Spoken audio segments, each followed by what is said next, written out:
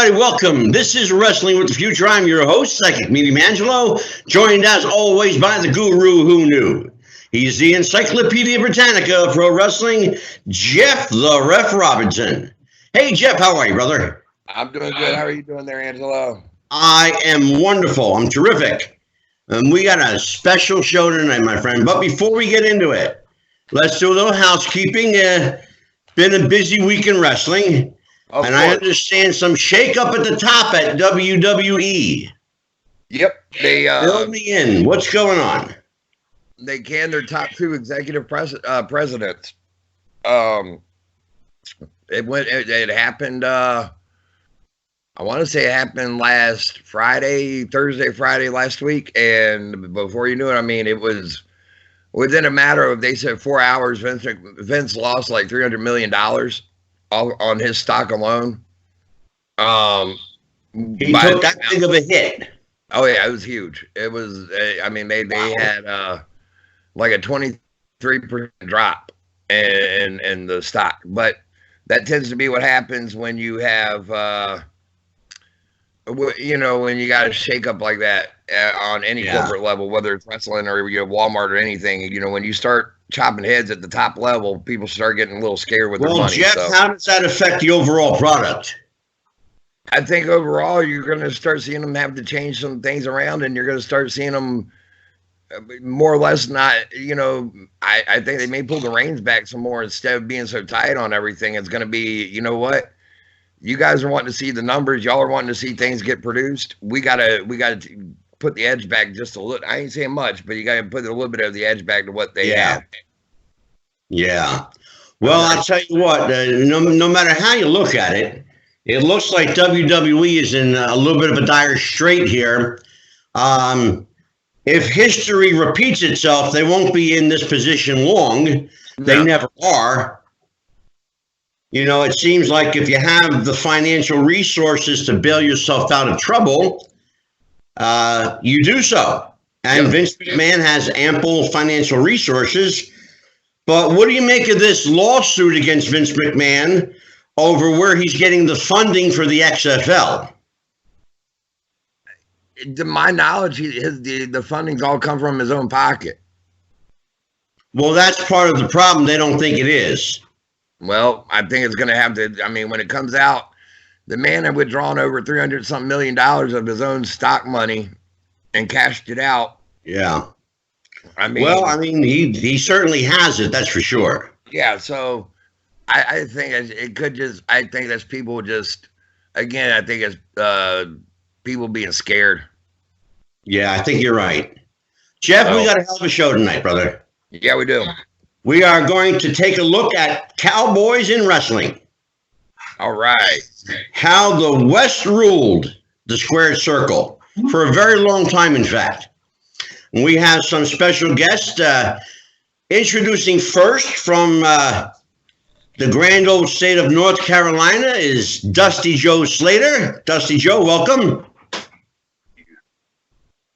Thanks for having me. You're quite welcome. We have Scott Casey, Cowboy Scott Casey. Are you with me, Scott? Absolutely. I'm here. All right, brother. And I have Tyrant Eric Dawson. Eric, are you with me? Yes, sir. And, of course, I have none other than the guru who knew, Jeff the Ref Robinson. We're all here. We hoped to have Cowboy Johnny Mantell with us, but Johnny is experiencing quite inclement weather where he is in Texas, and so we have to reschedule maybe Johnny for another time. Sounds like it. Yeah, because I want him to talk about the Hall of Fame too. Okay. Yeah.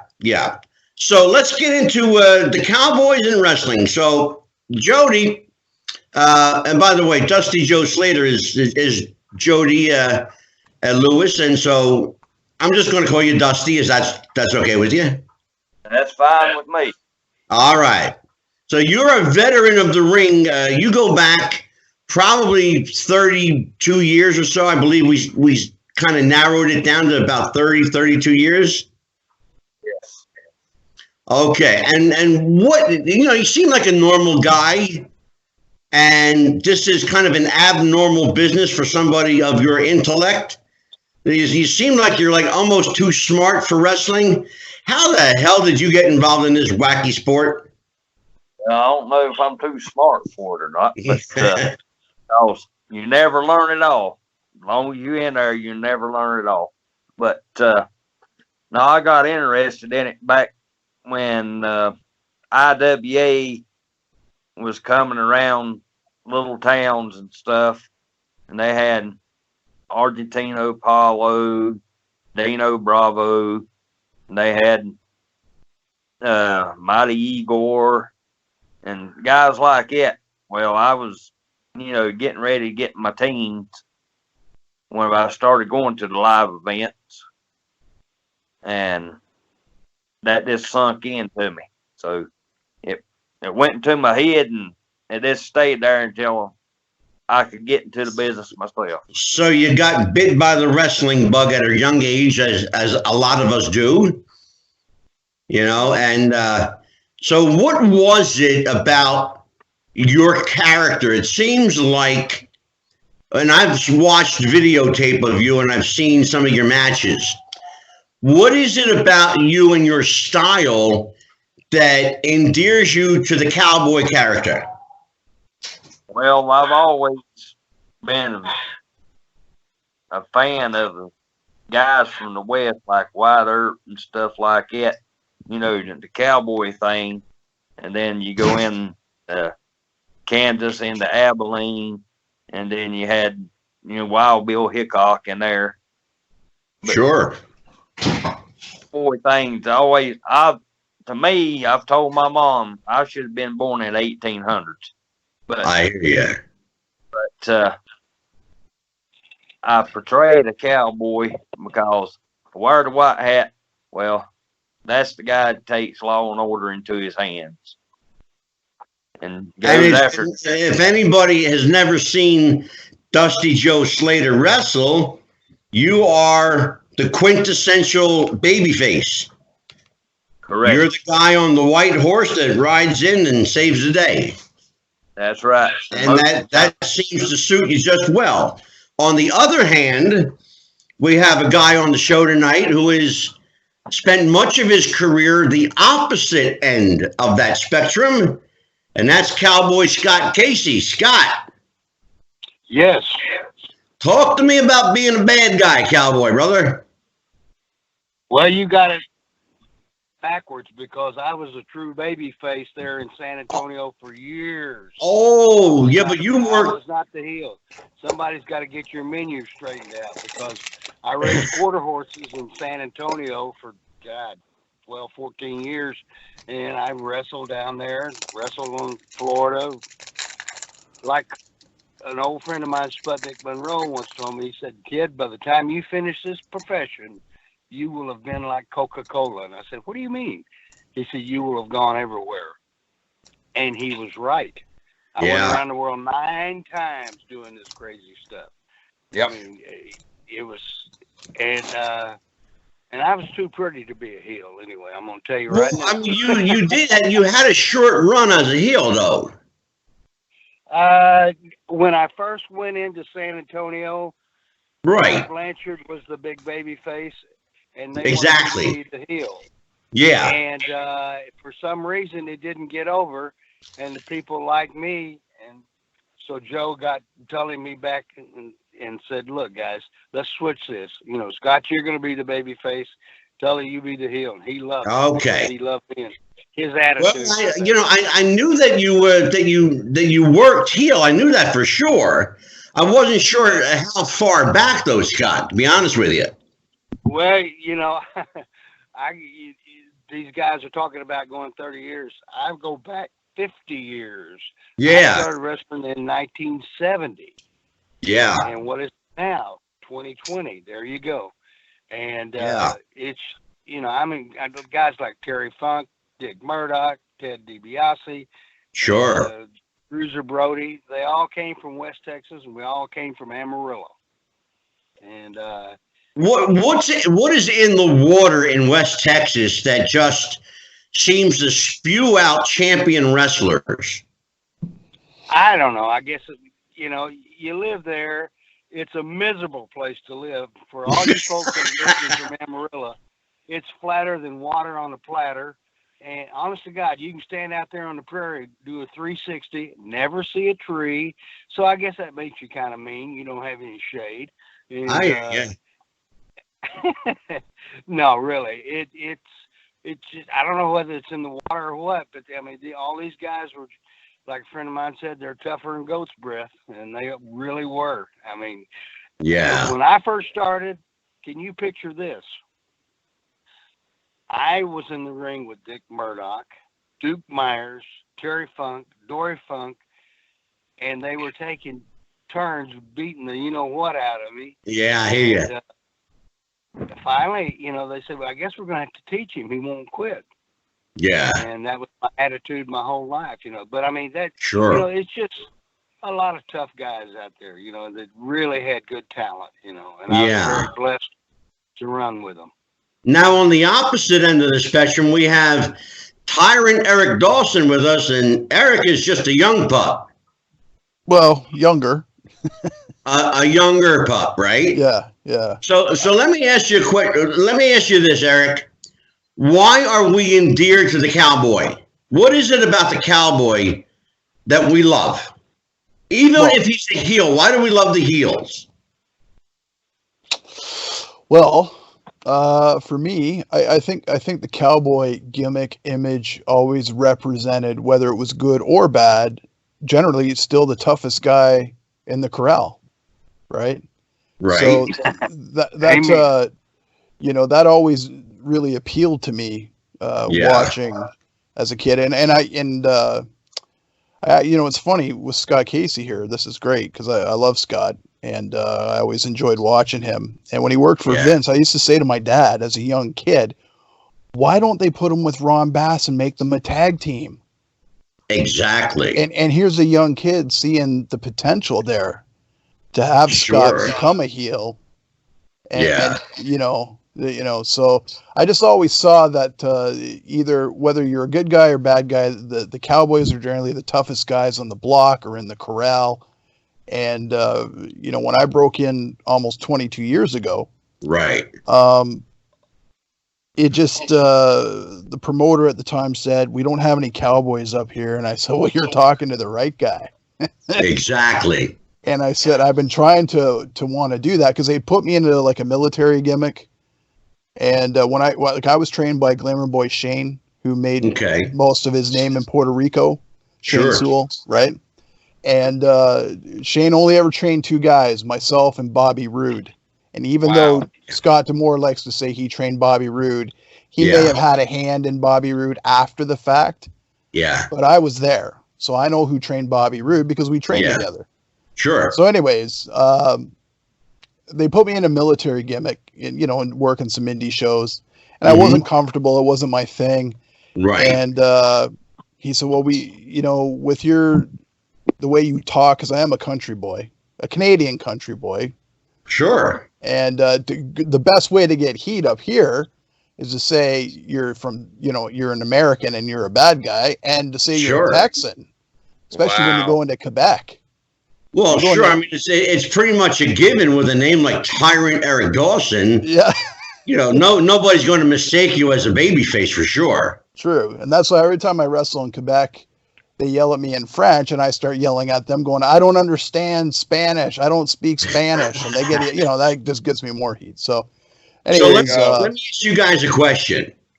Why do we love guys like Blackjack Mulligan and Dick Slater and guys like Blackjack Lanza, Black Bart, you know, Cowboy Billy Shane? And on the other hand, guys like Chief Billy White Wolf, Wahoo McDaniel, Chief Jay Strongbow. Why do we love that? Is there something visceral about that we find our childhood in that, or somebody explain this to me, or all of you, in fact? I'll give you my take really quick, Angelo. Go ahead, Jeff. as a fan, it goes back to the same reason why the Cowboys versus the Redskins football game always ignites that rivalry. It's Cowboys versus the Indians. It's always held true. It will always hold true. You read about it in your history books. There you go. What do you think, Jody? Basically, just about what he said. It goes back to Cowboys and Indians. But we take it to the ring, but we give them a different show. Well, you know what? You brought up a good point there. Taking it to the ring is an extension of that Old West rivalry. Now you got two guys facing off, one cowboy, one Indian, especially if the Indian is a baby face like Wahoo, facing a heel like, Blackjack Mulligan in his day, or Blackjack Lanza. You got guys like that, telling the story. And what is the story? I'd like to interject something. Go ahead. Yeah, Scott, jump in. Go ahead. Well, you're talking about Blackjack Mulligan and Lanza and Wahoo and all these guys that instead of wrestling, I call it dancing. I danced with all these guys many, many times. And the thing about it is, you have to really, if you are going to be portrayed as a cowboy or an Indian or a clown, it doesn't matter. You have to have that inside you. It has to come out. Like somebody once said, well, this guy, he has it. Well, what the hell is it? It's just he has it and the people believe in it. I mean, like for me, I was a cowboy. I could shoe horses. I could ride them, rope them, and all this other stuff. And I had 60 acres down in San Antonio that I worked out on. Right. But it was just something that was embedded in me. And and if you want to be the best, you got to beat the best, like Ric Flair said. But you had to be the best at what you did, and that's what these guys did. Like Mulligan. What a giant he was, 6'9". Yeah, sure. 6 foot. But it's just we got over real good with our matches. We had different things going on and on all the time, but you just have to believe in yourself. You really do, and portray it. The people will get it if you do a good enough job of it. They will believe in you. That's the truth. Sorry to interrupt there, but no, but in your case, being a cowboy was a shoot. Yes, it was. And did that work for you, or did it to some degree work against you, Scott? It worked for me great, because I was down in San Antonio for about almost 10 years, and we used to have a big, kind of like a rodeo. We'd have guys out there racing their horses, chasing grids, pigs, you name it, and it worked for me because people knew that I'm bow-legged anyway, and I chewed Red Man chewing tobacco and drank cold beer. Yes, sir. And the people loved it, But we had a gimmick one time, Bobby Jaggers and I had horses, and he was saying everybody I was a drugstore cowboy, and we rode our horses to the ring. Now try doing that with horses with thousands of people around you. It's tough. But we did it, and people believed in it. That's what it is. You got to put your heart and soul into it, and if you don't, absolutely, because they're as smart as we are now. Dusty Joe, how authentically did being a cowboy come for you? Did you embrace the character right away? Well, when I first started out, believe it or not, I wore a hood, and I went as a Hollywood Knight. But my grandson got out of that and portrayed back into what I wanted to be. Right. And once I took part of that character, which I'm the same out of the ring as I am in the ring, but once I'm in the ring, that character kicks in, and most of the time I can get the people to eat out of my hand. Is it natural for you? Yeah. How did it come naturally for you? What psychology do you use? Just everyday life on people. That's So you portray yourself. Yeah. You portray yourself and you just ramp it up a little bit. Yeah. Jeff, jump in here, Jeff. I want you to kind of. I was enjoying everybody's take. Actually, I was going to comment to Dusty really quick. I see the picture behind you with Ivan Koloff. I loved it, by the way. I got that long time. Great dear friend of mine. Very, very good friend of mine. Yeah, Jeff knew Ivan very well. So, but I was going to ask you guys, what was it that, and I'll take it from all three of you, what defines being a babyface cowboy versus being a heel cowboy? Good question, Jeff. And I'll start with Dusty. Scott, then go ahead, everybody. Well, babyface for me come easy because I'm the same. I'm nice to everybody. Right. I'm gonna be the fans cowboy that goes in and takes care of the bad guy because the fans are booing, and I got to do my job to satisfy them people that's sitting out there. That's my partake on this. And as the heel, it would be easier to work as a heel. Yeah. Because you don't have to dance as hard as you do as a baby face. Well, I was just going to ask you that question. Is it harder for you to work as a heel or easier?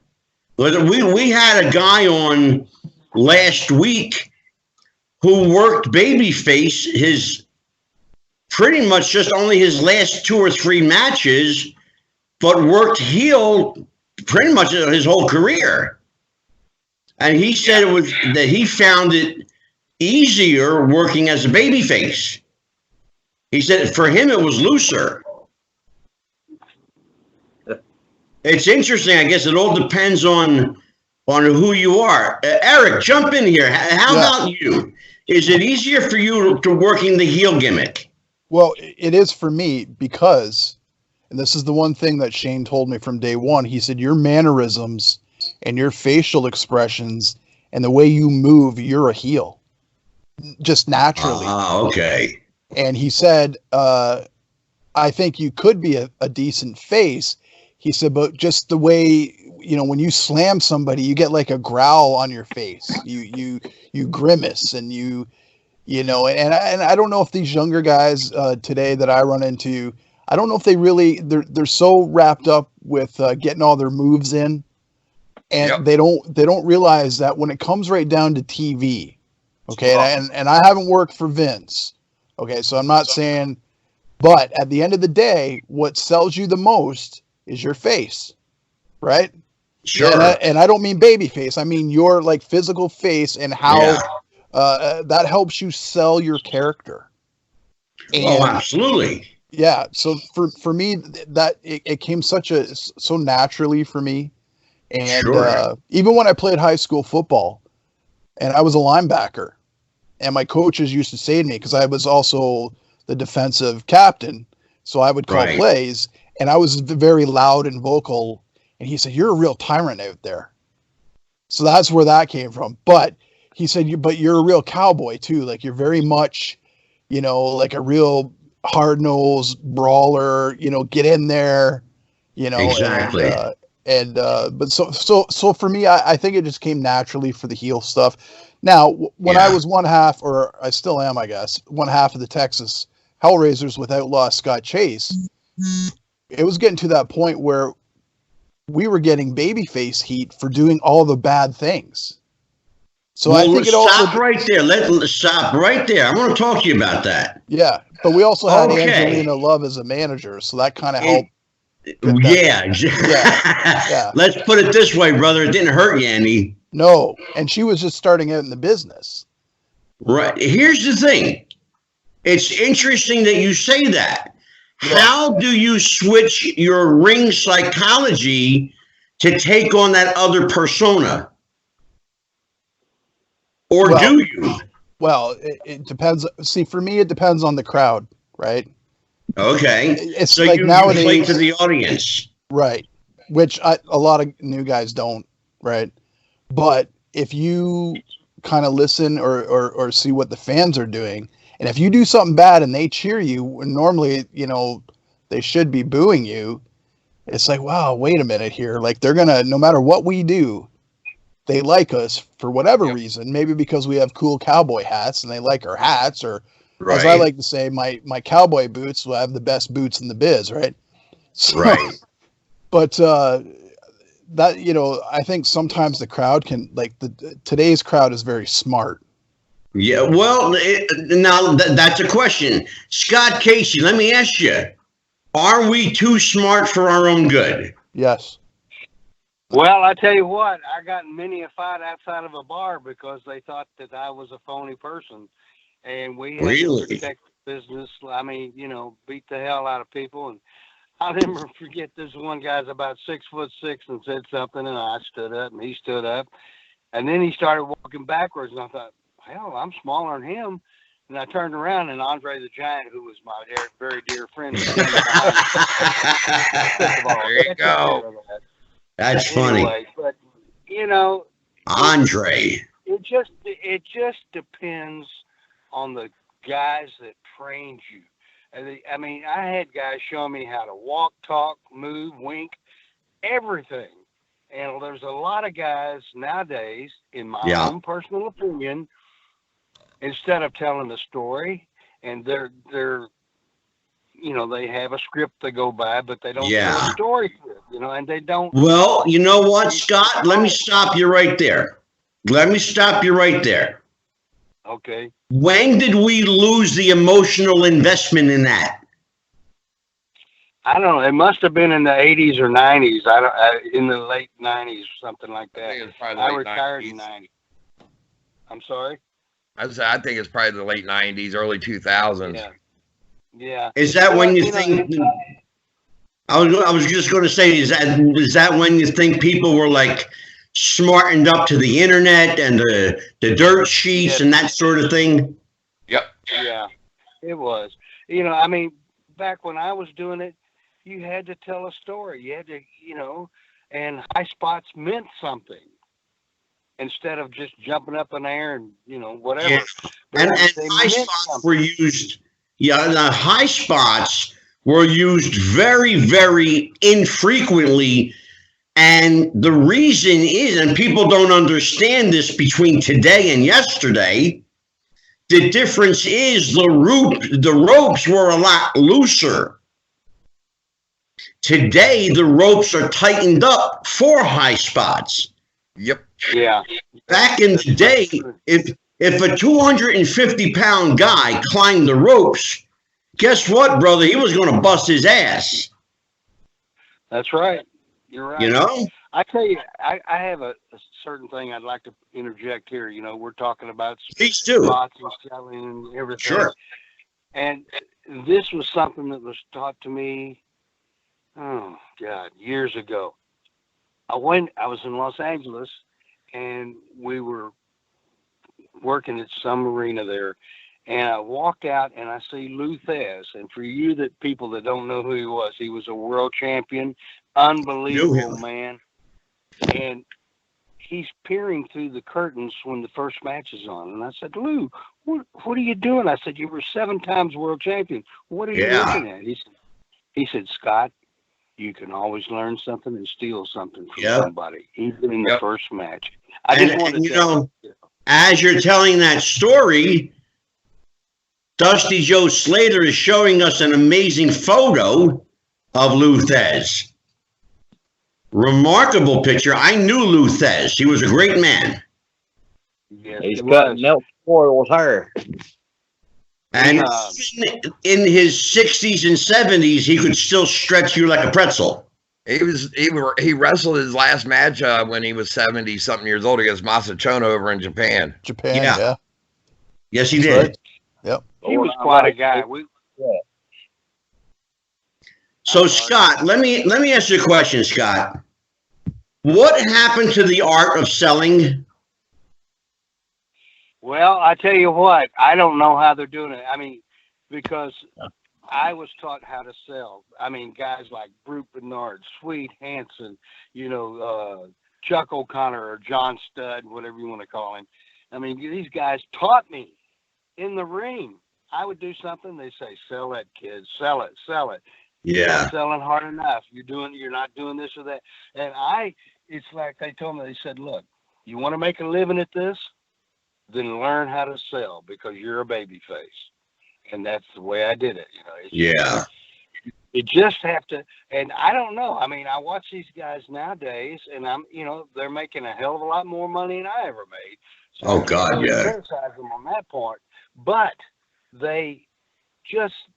It seems like they start out at 120 and work their way up to 200 as far as speed. I mean, it's not. They're not telling the story. They're not making it where the people appreciate the baby face of the heel. I mean, true. That's my own opinion. So, I mean, I may be way off base or wrong on that, but it's just. No, you know what, Scott? I think you're right on target. Dusty Joe, jump in here. Yeah, today's wrestling, if you want to call it that, it's not believable. The fans know what's going to happen before it ever starts. True. And just like Scott said, we had to tell a storyline back then. And that brought the people into the illusion that everything was real, that we was good. Right.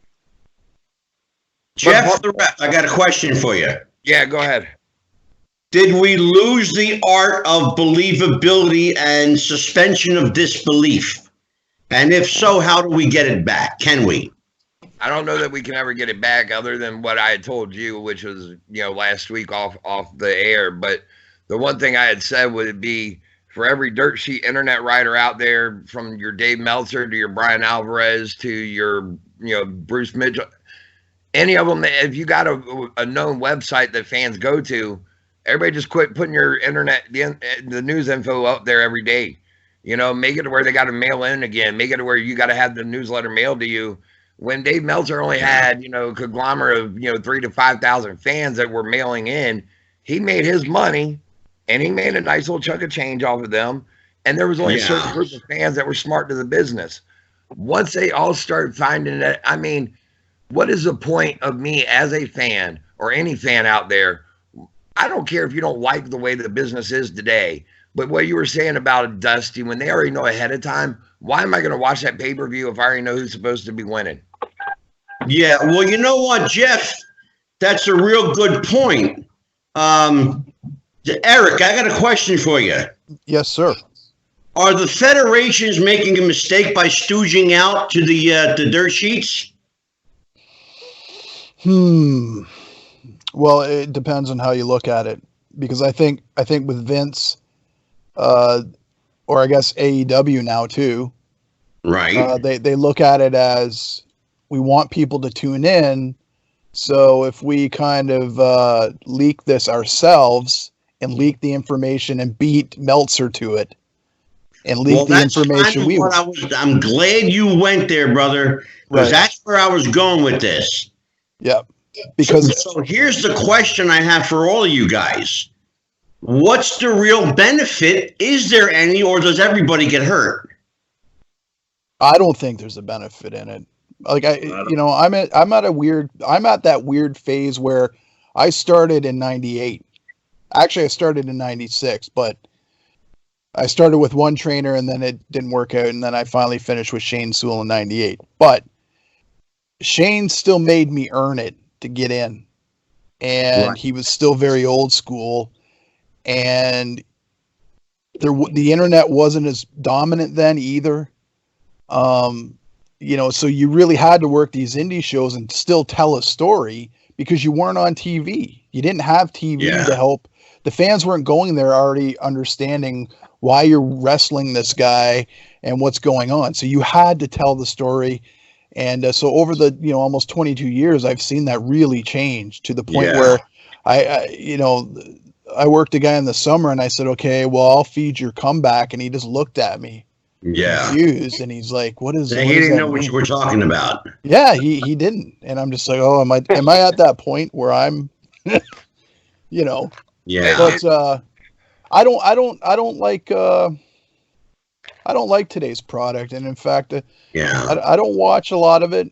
To be honest with you, I haven't watched any WWE stuff probably since 2016. I did watch WrestleMania in 2018 because my friend invited me over to his house and I didn't want to be rude. But, I've watched a little bit of AEW. I do like NWA Power. Like, I like what Corgan's trying to do. Okay. Because that gives it That's a bit a fair of a statement. Yeah. Do you think he's successful in what he's trying to do? And where are his characters? Yeah. I think he's surrounded himself with a few guys that probably wouldn't lead him in that direction of old school, though. Like Colt Cabana is not somebody that, True, yeah. And I've been around Colt a few times, and he's a nice enough guy or whatever. But I don't think he has the respect for the business that I do, or probably what Dusty does, or definitely what's like a legend like Scott Casey does.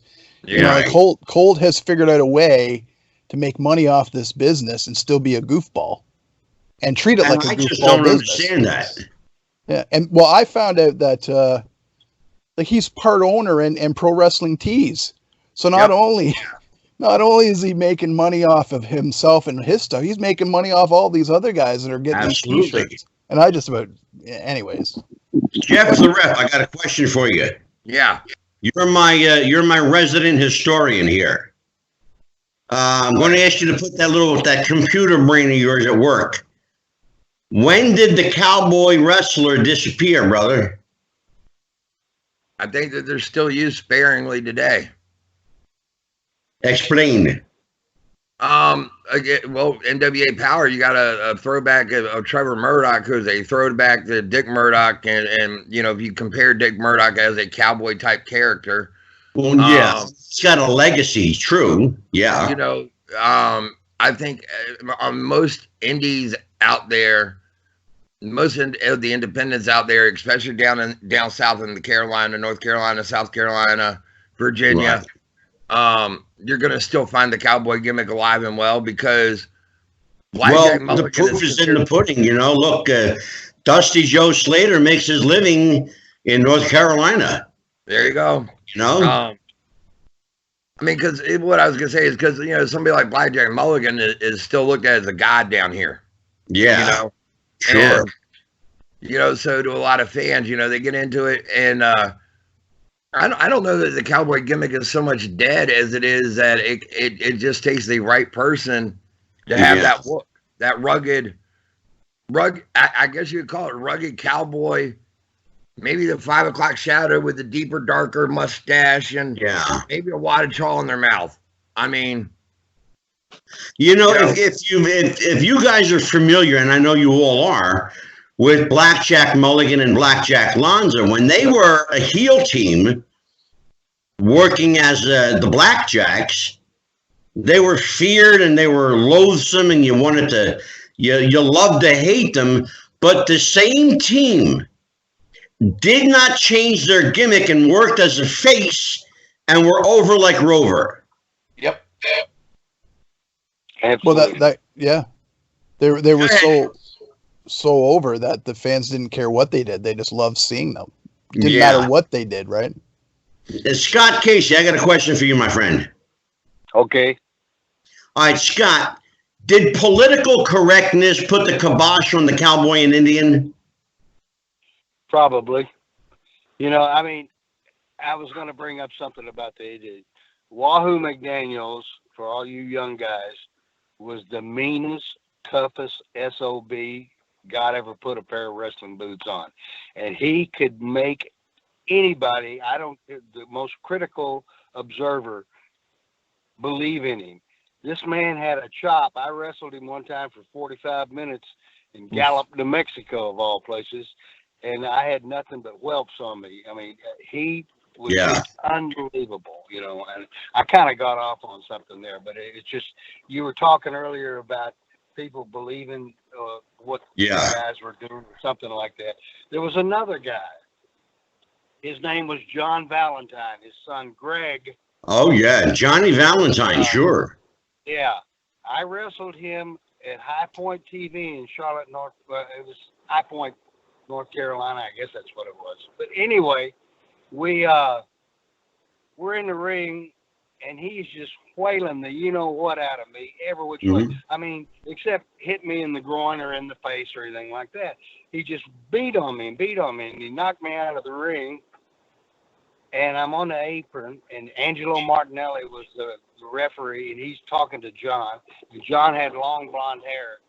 And I sit there and said to I'm on the apron, and I'm saying, by God, I'm 1,500 miles from Texas, but I damn sure am not going to let anybody beat on me without giving a receipt. I hit this son of I'm trying not to cuss here. I hit this guy so hard, I buckled his knees. And you know what he did? He goes, I love it. He was masochistic. I mean, he loved being hit. I don't know. I heard that you liked it stiff. Like that, but between the two of them, I don't know which one I'd take as being the toughest. Probably Wahoo. But I mean, it's just amazing what this guy can do. Yeah, that's funny because we had Jimmy Valiant on a few weeks ago. Talked about Johnny Valentine and how he loved to lay it in and he loved to work stiff and snug.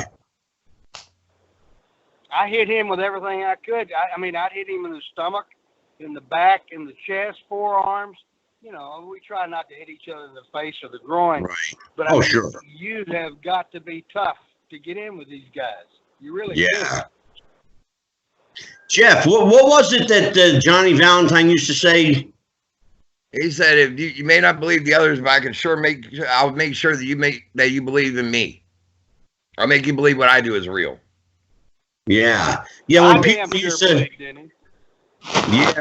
when people used to say to him, you know, well, you're just one of them fake wrestlers. He would say to them what Jeff just said. You know, I can't make you believe that wrestling is real, but I'll make you believe I'm real. Yep. I'll tell you what, Wahoo McDaniel, he taught me one time, me even as a referee, and he was already not wrestling anymore. His health was already starting to go. His diabetes, he was on dialysis. Yeah. But they still, you know, he would get in to throw his chop spot every now and then. Right. And all he did was he said, I'm going to whip you in and you just come. He said, just feed right into it. Okay. Yeah. I swear to God, I had lightning shoot out of my ass. I got to say, Wahoo said to me one time, I went out of the ring, came back in, and he started wailing on him. He said, don't worry about the mule, just load the wagon. In other words, keep after it. Yep. Wahoo was a good guy. I liked him a lot. Yeah. Yeah, he was. I mean, I lived with him, and we had a condo there in San Antonio for 2 years, and there's too many X-rated things I can't say about it, but we had a I'm sure. lot of fun. You know, it really was. Dusty Joe Slater. Where did you come up with Dusty Joe Slater? Do what now? I said, where'd you come up with Dusty Joe Slater? Give me the story behind that. Well, I was watching that movie George Strait had it, and he portrayed that character as Dusty on there, and that caught my thing in my head. I was already going by Joe Slater. Right. And I was portraying to be Dick Slater's nephew. Oh, gotcha. Okay. So I took the Slater from Dirty Dick Slater. Right. I liked his ethics of wrestling. He could be a baby face 1 second, and then he'd be the crookedest heel you ever seen. Yep. Did you know him? Did you know Dirty Dick? I've never met him. Really? I tell you something. Hey, I worked with the guy, rode with the guy, and I'm telling you, he was one of the toughest men outside of Wahoo I ever met. Do you remember there was a football player who played for the Oakland Raiders, John Matuzak? Oh, sure. 6'9", 300 pounds. I watched Dick Slater knock him out one night with a punch. Yeah. He was belittling our profession. Yep. And Slater caught him with a good right hand, and boom, he went down like a ton of bricks. There is the infamous story that Dark Journey was brought into the business by Dick Slater. He had met her at a ladies' club, we'll say, and or a gentleman's club, and he asked her if she wanted to come on as a valet. She said yes. And the two of them were evidently on the outs. Sting did not know about it. Sting was young and green and a rookie in the business. She called Sting up. She said, "Hey, I need a ride to the show." Sting says, "Sure." He was just being nice, a nice guy. Right. Gives her a ride to the show. Nothing happened. Dick Slater assumes that something did because of Dark Journey and who she was, evidently. Yeah. And her reputation. He proceeded to beat the bricks off of Sting in the locker room and they said, to the point where his makeup was smeared off of his face. His eyes were bruised up. He couldn't even put his makeup on that night. They had to have him cut a promo with sunglasses on. And he got a swirly, like he flushed his head down the toilet like 5 times. Unbelievable. Yeah, that's great. I've actually heard that story, so I know there's some validity to it. You gotta kind of believe it. That was like Jimmy Garvin. He said, when he had Precious with him, the one thing with her was being a valet in the business. She had to become one of the boys, so to say. And as far as turning her back on a lot of what she saw, because sure she would see a wife in one town and a girlfriend in another, and have to kayfabe it all. Yeah. Jimmy Garvin actually just worked a show in North Bay, Ontario, Canada in December. Get out of here. Right. Yep. And he's from there. He's Canadian, right? Right. Yeah. And I guess he has a little home there, and they're visiting relatives. And the promoter got him to come in and do a seminar with the boys, and he actually went out and worked a match that night. I'll tell you what, for somebody who had such a full head of hair, he's a bald man now. That's true. Yes. Yeah, no kidding. So Scott Casey. Yes, sir. Cowboy Scott Casey. Let's talk a little bit about this One Last Ride you got, brother. This book, amazing book, by the way. I'm about halfway through it. I haven't finished it yet, but I'm about halfway. I'll tell you what, my friend. You first of all, God bless you for still walking. That's the first thing. And you're laughing because you know what I'm talking about. If you've read Scott Casey's book, One Last Ride, The Tales of Cowboy Scott Casey, it's a hell of a book. It's a great read. I encourage everybody to get it. You got to tell me about this bar fight that took place. I believe it was, I'm wanting to say it took place in Amarillo in the Funk territory.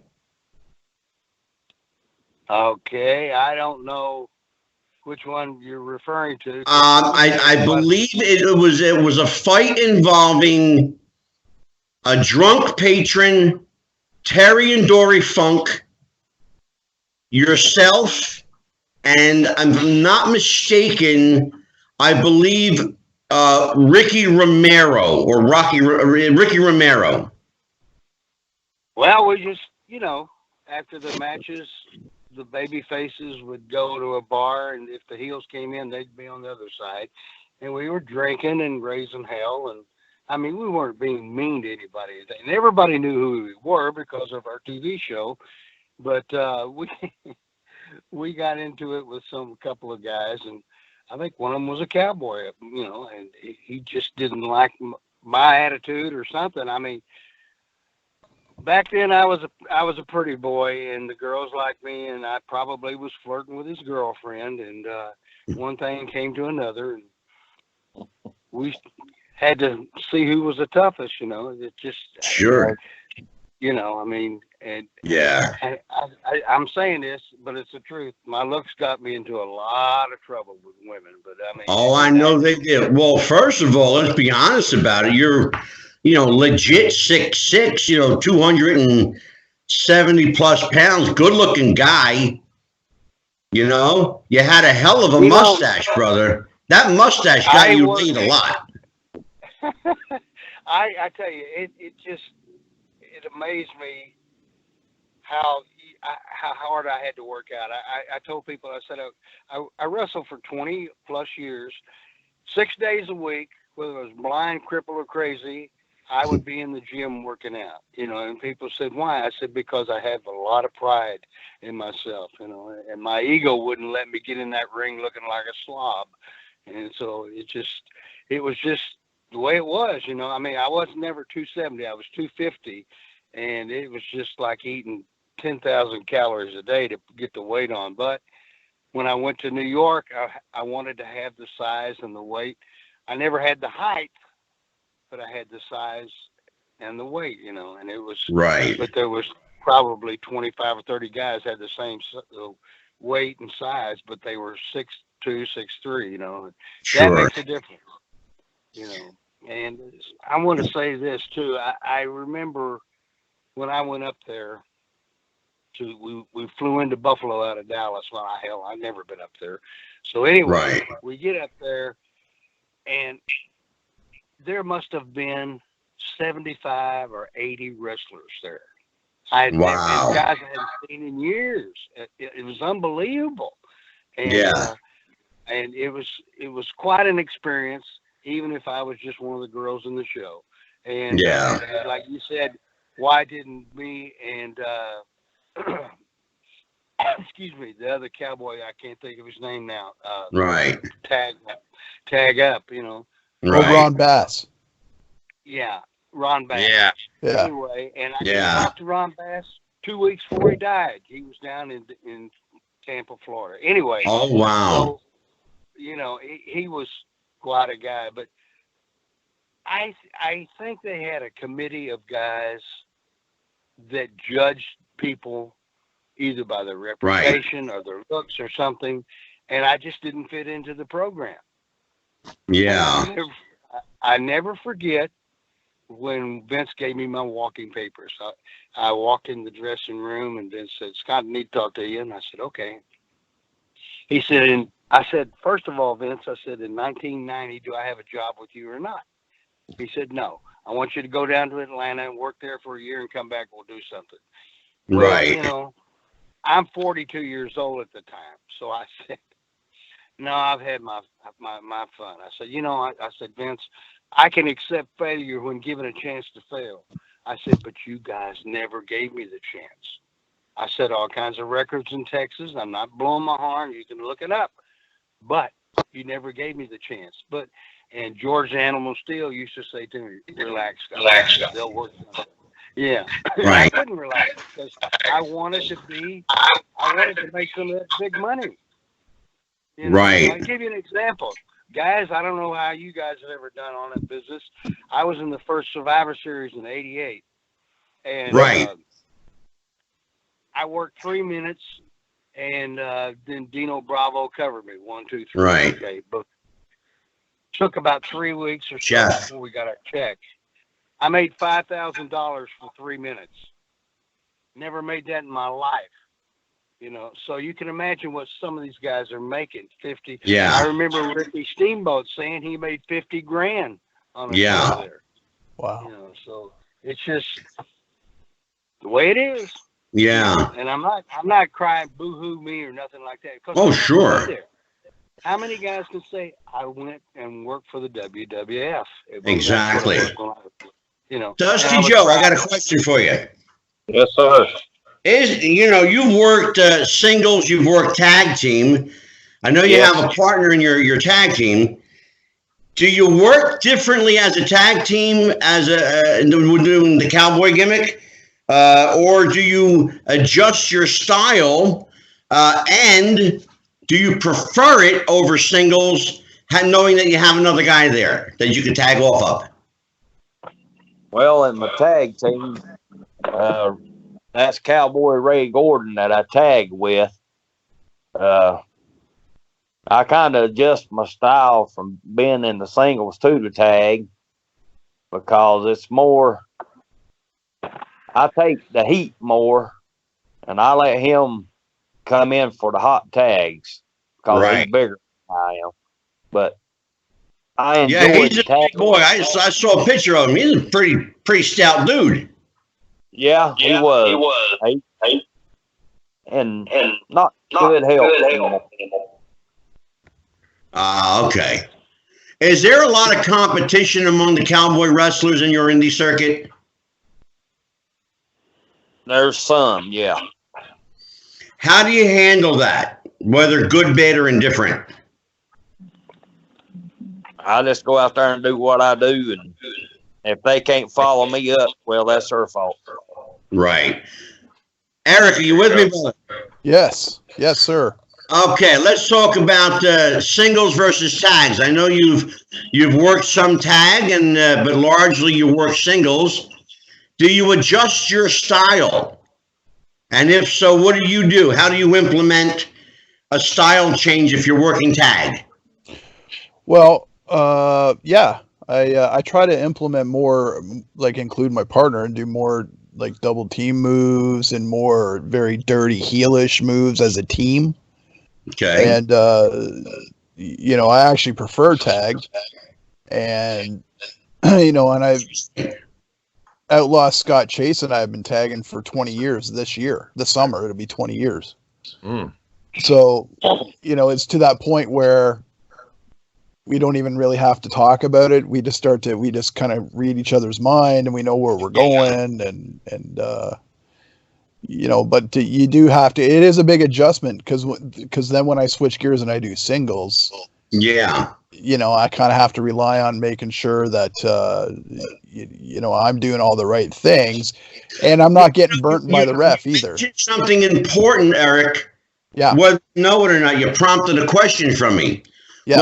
When you're working with various guys and you connect, you click with a certain guy, do you know it right away?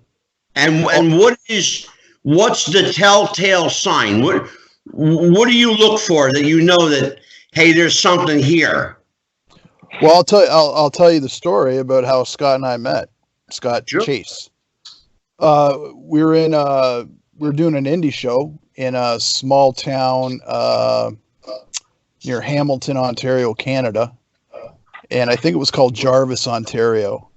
Okay. And I had been looking for a tag team partner because there wasn't enough like legitimate teams that would like tag regularly and had some sort of a gimmick and a look.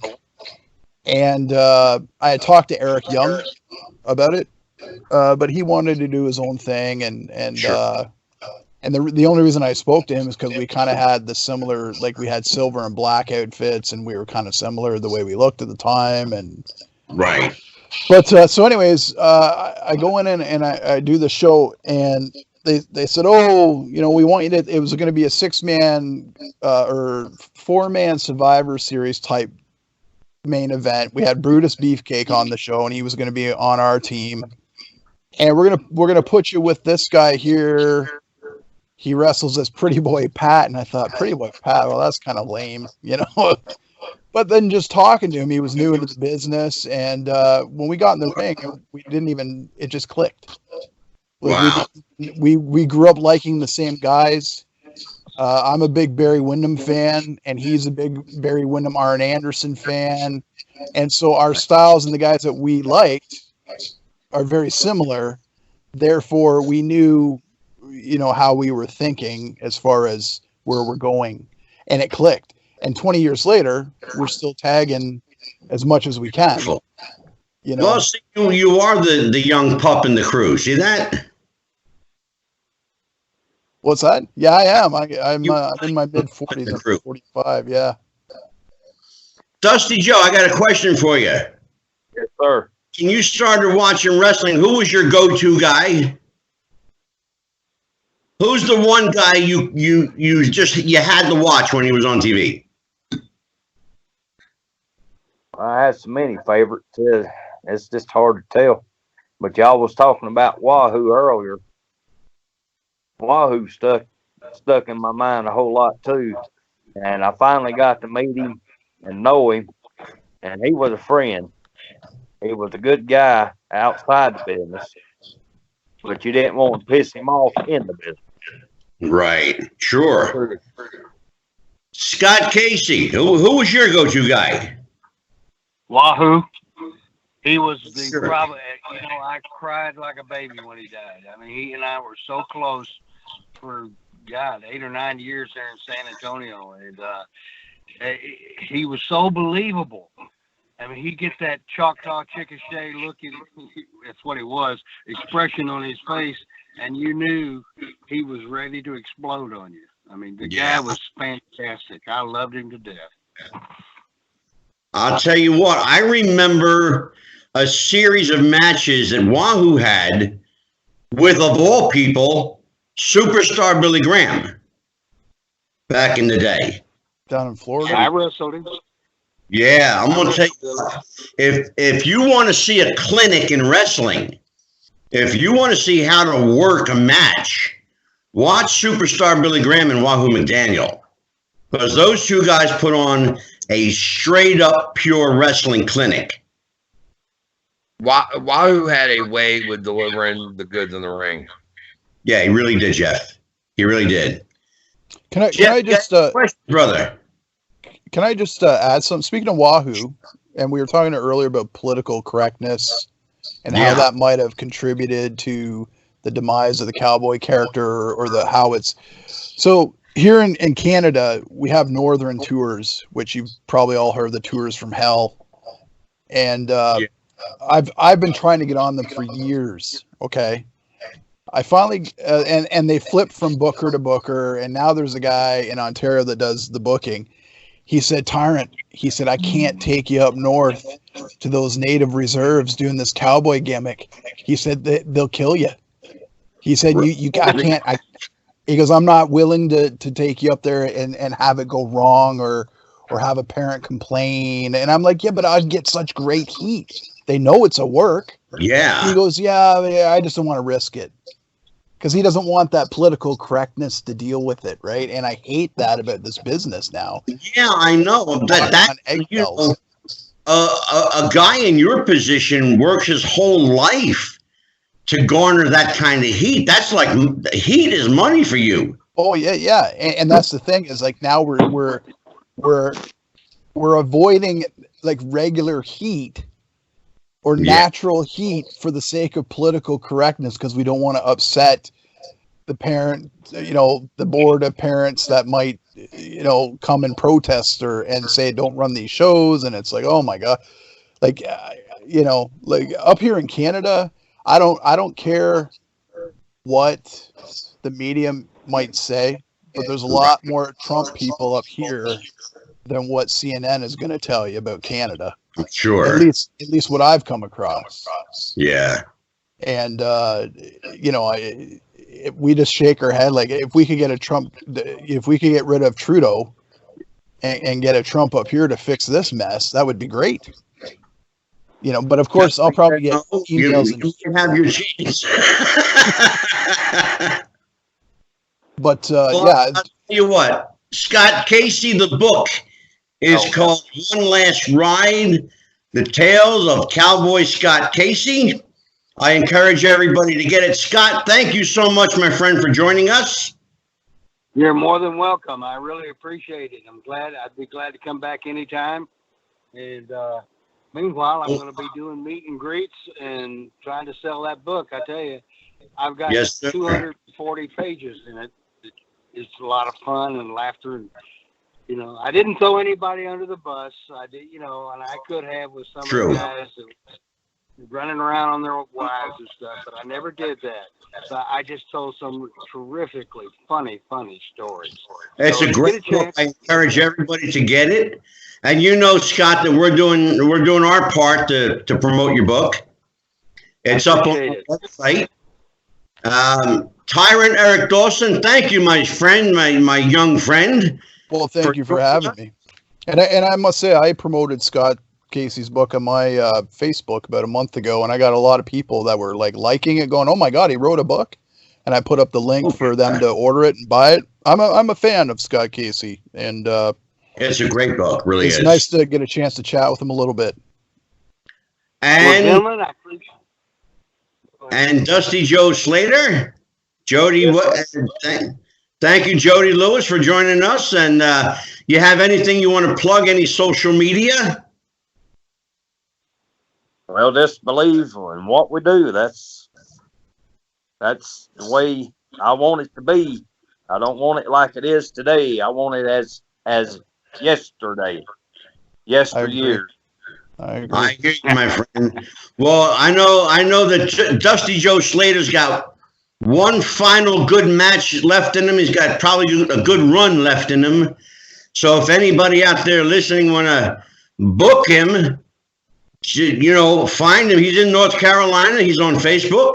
I'd love to come down and work against him if he's a baby face. Yep, I'm baby face 100%. There you go. Yeah, I got that. I got that Slater in me, so you better watch. And he's got some great pictures on his wall. I've been looking at these pictures all night long.